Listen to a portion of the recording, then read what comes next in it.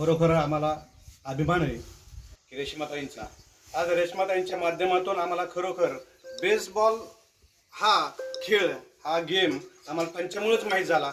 आजपर्यंत आपल्याला सगळ्यांना माहीत असतं की क्रिकेट असेल, व्हॉलीबॉल असेल, कबड्डी असेल, असे काही खेळ आपल्याला माहिती आहेत आणि त्यांची कॅप्टनही आपल्याला माहिती आहे। परंतु बेसबॉल हा गेम केवळ रेश्माताईंमुळे आपल्याला माहीत झाला आणि त्यांनी केवळ नुसतं त्यांचं नावच नाही आहे, बारामती तालुक्यातील एक तरडोली हे खेडेगाव आहे, त्या खेडेगावामध्ये एक मेंढपाळ कुटुंबामध्ये त्यांचा जन्म झाला आहे आणि त्या मेंढपाळ कुटुंबातील ही जर कन्या आज भारतीय बेसबॉल संघाची महिला बेसबॉल संघाची कर्णधार, ही पण कर्णधार 1 नव्हे 2 नव्हे 3 नव्हे तर ही 4थ्यांदा कर्णधारपदी निवड झाली त्यांची आणि त्या थायलंड या देशामध्ये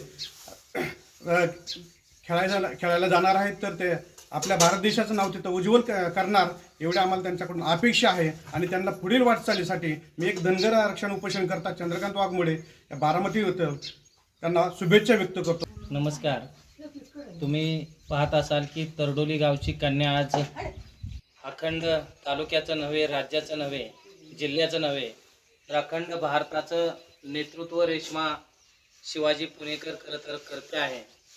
आम्हा सगळेच बारामतीकरांना, तरडोलीकरांना खरं तर गर्व वाटतो, खरं तर अभिमान वाटतो की एका सामान्य कुटुंबातल्या रेश्मा शिवाजी पुणेकरचं असामान्य यश अख्खं भारत पाहतोय, अख्खा महाराष्ट्र पाहतोय आणि आम्ही तरडोलीकर म्हणून खरं तर आमची छाती तर अभिमानाने फुलते की या तरडोलीच्या मातीमध्ये खऱ्या अर्थानं अभिमानाने फुलणारं एक नेतृत्व आहे आणि तिला खरं तर संघर्ष कन्या, सुवर्ण कन्या, शिवछत्रपती राज्य क्रीडा पुरस्कार प्राप्त करणारी बारामती तालुक्याची पहिली महिला म्हणून खरं तर रेश्माने आमची तरडोलीकरांची मान खरंच उंचावलेली आहे।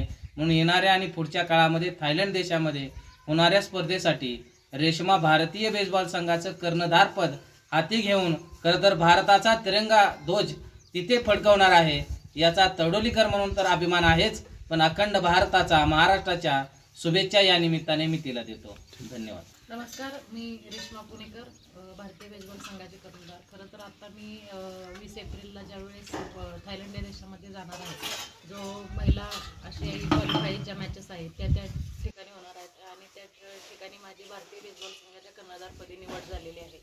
आणि आत्ता 3 एप्रिल ते 20 एप्रिल हे प्रशिक्षण शिबिर जे आहे ते पंजाब संघ या ठिकाणी होणार आहे आणि नंतर 20 एप्रिलला भारतीय संघ थायलंड बँकॉक या देशामध्ये आपल्या स्पर्धेसाठी त्या ठिकाणी जाणार आहे। तर त्या ठिकाणी जाऊन नक्कीच भारतीय बेसबॉल संघाचं, आपलं भारतीय संघाचं नक्कीच नाव उज्ज्वल करण्याचा आम्ही 100% प्रयत्न करेन त्या ठिकाणी आणि की पहिल्या 3 मध्ये आम्ही नक्कीच येण्याचा प्रयत्न करेन।